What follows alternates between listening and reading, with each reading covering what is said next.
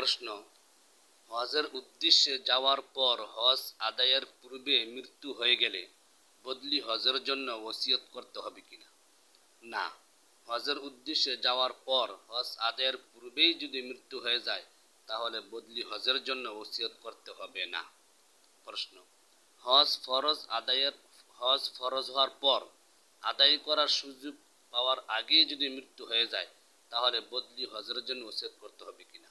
না, হজ ফরজ হওয়ার পর আদায় করার সুযোগ পাওয়ার আগে যদি মৃত্যু হয়ে যায় তাহলে বদলি হজের জন্য ওসিয়ত করতে হবে না। প্রশ্ন, মহিলাকে দিয়ে বদলি হজ করানো যাবে কিনা? হ্যাঁ, মহিলাকে দিয়েও বদলি হজ করানো যাবে, তবে শর্ত হলো মহিলার সাথে তার স্বামী অথবা মাহরাম পুরুষ থাকতে হবে।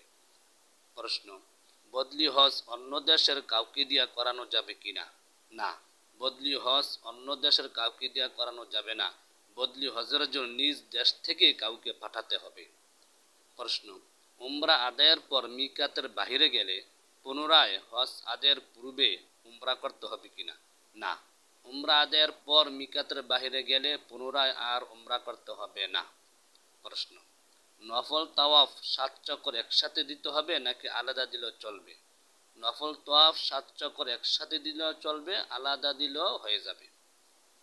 প্রশ্ন, হজে কুরবানি দিলে দেশেও কুরবানি দিতে হবে কিনা?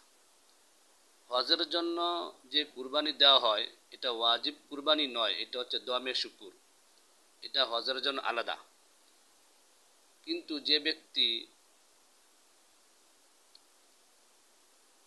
মক্কায় 15 দিন বা তার চেয়ে কম থাকে অর্থাৎ মুসাফির হিসাবে গণ্য হয়, তার জন্য আর মুসাফিরের জন্য আর কুরবানি ওয়াজিব থাকে না। আর যদি মুকিম হিসাবে 15 দিন বা 15 দিনের বেশি থেকে মুকিম হিসাবে গণ্য হয়ে যায় তাহলে তার উপর আলাদাভাবে ওয়াজিব একটা কুরবানি করতে হবে। সেটা সৌদি আরবও করা যাবে, নিজ দেশেও করতে পারবে।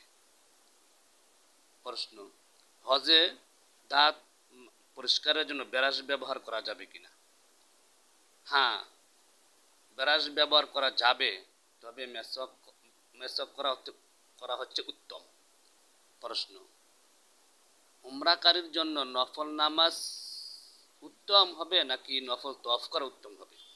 উমরাকারীর জন্য নফল তওয়াফ বেশি বেশি করা উচিত, কারণ দেশে চলে আসলেও নফল নামাজ পড়া যাবে, কিন্তু নফল তওয়াফ কিন্তু দেশে আসলে আর করার সুযোগ থাকবে না, সেই জন্য নফল তওয়াফটাই বেশি বেশি করা উত্তম।